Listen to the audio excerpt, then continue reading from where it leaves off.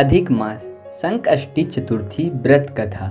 अधिक मास संकष्टी चतुर्थी व्रत कथा सतयुग के समय की बात है और इस महत्वपूर्ण व्रत की कथा महर्षि वेद व्यास महाभारत के लेखक द्वारा पांडव रानी द्रौपदी को सुनाई गई थी। एक बार ऋषि जो कुरुवंश के संरक्षक भी थे, पांडव के निर्वासन के दौरान उनके निवास स्थान पर आए और द्रौपदी, जिसे पहले दुशासन ने निर्वस्त्र कर दिया था, केवल भगवान कृष्ण द्वारा बचाया गया था और दुर्योधन द्वारा अपमानित किया गया था। आश्चर्य करती हैं कि उसने ऐसा कौन सा पाप किया था जो इस तरह के व्यवहार के लायक हैं, और उसके प्रश्न का उत्तर देने के लिए महर्षि ने राजा चंद्रसेन और उनकी रानी रत्नावली की कहानी सुनानी शुरू की। कहानी के अनुसार एक दुश्मनों द्वारा उनके राज्य को लूटने के बाद चंद्रसेन और रत्नावली को जंगल में शरण लेनी पड़ी। कभी विलासितापूर्ण जीवन जीने वाले शाही जोड़ों को भोजन और आश्रय के लिए जंगलों में भटकना पड़ा। एक दिन वे अनजाने में पानी की तलाश में मार्कंडेय ऋषि के आश्रम में प्रवेश कर गए और उस स्थान के बारे में जानने के बाद जहां वे गलती से गए थे, राजा ने ऋषि का आशीर्वाद लिया और अपनी आप बीती सुनाई। हालांकि द्रौपदी की तरह उन्हें आश्चर्य हुआ कि क्या उन्होंने ऐसी कठिनाइयों को सहने के लिए पाप किए हैं, इसलिए उसके प्रश्न का उत्तर खोजने में मदद करने के लिए मार्कंडेय ऋषि ने चंद्रसेन को उसके पिछले जन्म के कर्मों के बारे में याद दिलाया।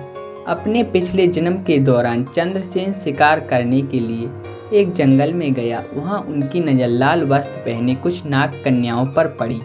जैसे ही उसकी नज़र उन पर पड़ी, उसने जानना चाहा कि वे झील के किनारे क्या कर रहे हैं।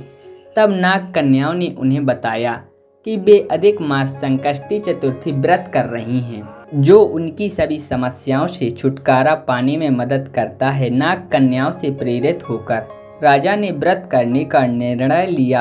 हालांकि नाम प्रसिद्ध और शक्ति जीतने के बाद राजा अब भगवान के प्रति आभारी नहीं रहे, वह अहंकारी और अन्यायी हो गया था। इसके बाद उनकी असहायक मृत्यु हो गई, इसलिए उन्होंने लाभ प्राप्त करने और अपने पिछले जन्म के दुष्कर्मों का श्राप झेलने के लिए एक बार फिर से एक शाही घराने में जन्म लिया। इस प्रकार इसके बारे में जानने के बाद चंद्रसेन को अपनी गलती का एहसास हुआ और उन्होंने फिर कभी ऐसी गलती नहीं करने की कसम खाई। उन्होंने अधिक मास कृष्ण पक्ष की चतुर्थी के दिन रत्नावली सहित पूरे मन से व्रत किया और उसकी भक्ति और विश्वास ने अद्भुत काम किया और उसे अपना खोया हुआ राज्य और गौरव वापस मिल गया। आखिरकार द्रौपदी को अपना उत्तर मिल गया और इसी तरह पांडवों को भी, जिन्होंने कठिनाइयों का सामना किया, अपना सारा सामान और अपना राज्य खो दिया। किसी व्यक्ति का कर्म उसके जीवन की गुणवत्ता निर्धारित करने में महत्वपूर्ण भूमिका निभाता है। इसलिए यह कथा लोगों को आत्मनिरीक्षण करने की याद दिलाती है और अच्छे कार्यों के लिए प्रोत्साहित करती है। बोलिए गणेश जी भगवान की जय।